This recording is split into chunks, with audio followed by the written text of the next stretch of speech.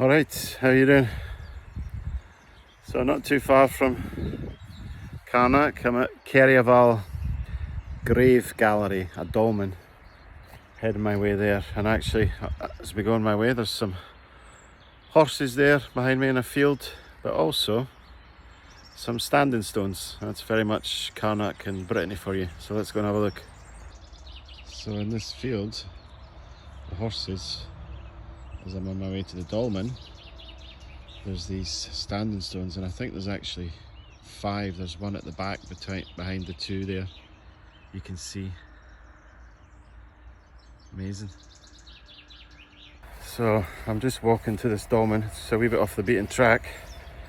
It's as you can see, on farmland. I don't see anybody, so I fully expect this one to be empty, and I'm quite excited.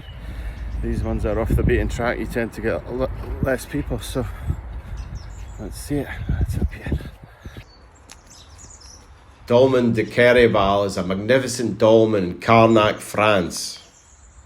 It's classed as a double passage grave which would have had an earth mound on top. It's thought to date from 3500 BC and it faces east. The main passage is about 8 meters long. From this passage there are 4 side chambers, arranged in 2 pairs opposite each other.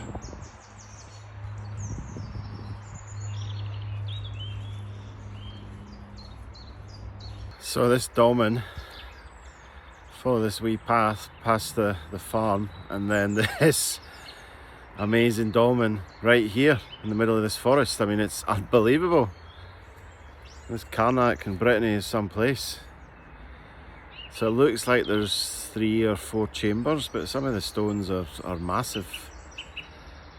Let's go and have a look. But buzzing to be at this one. It's great. There are many significant passage mounds across Europe. I've visited many, including those where I live in Portugal, such as Zambujeiro, and you have the incredible Menga dolmen in Spain. The majority of the largest European passage mounds were built around the same period of prehistory, around 3500 to 3000 BC. It's interesting to see the similar construction principles.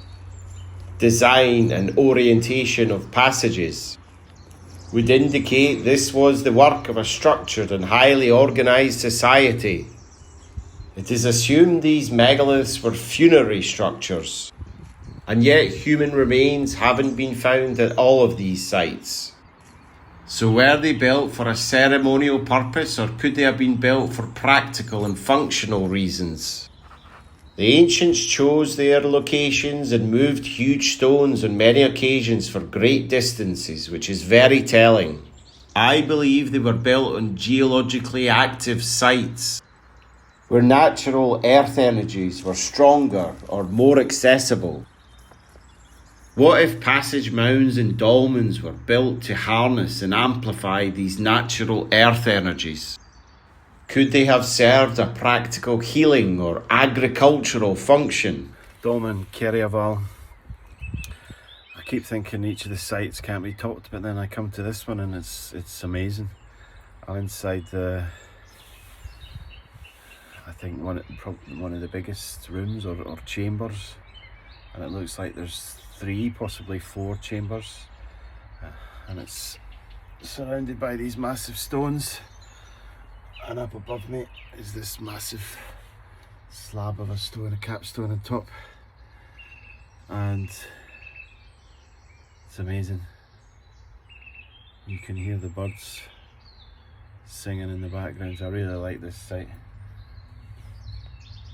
It's got a great feel to it.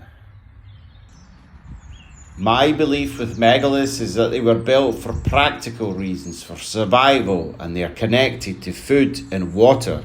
The interior chambers of passage mounds, with their thick stone walls and limited access to outside light, created an enclosed environment where earth energies could concentrate. In John Burke's book, Seed of Knowledge, Stone of Plenty, he proposed that dolmens in these mounds were seed charging chambers. He proposes seeds were placed inside these chambers, exposing them to amplified energies, particularly during certain times of the year when sunlight and geomagnetic activity were strongest. So could these passage mounds have been valuable agricultural tools for the ancients, which is why there are so many across the world? I've always found dolmens to be quite feminine in nature. Could they have been built also as a place of healing and for fertility? This also leaves water. I believe the ancient builders intentionally chose the locations of these sites above underground water. The underground water could amplify the energy which was being harnessed by the ancients inside the chambers. I do believe the ancients were aware of the subtle energies of the earth and used megalithic sites to harness them. So whether these megaliths were used as a place of ceremony, or for the dead, or for functional reasons remains a mystery.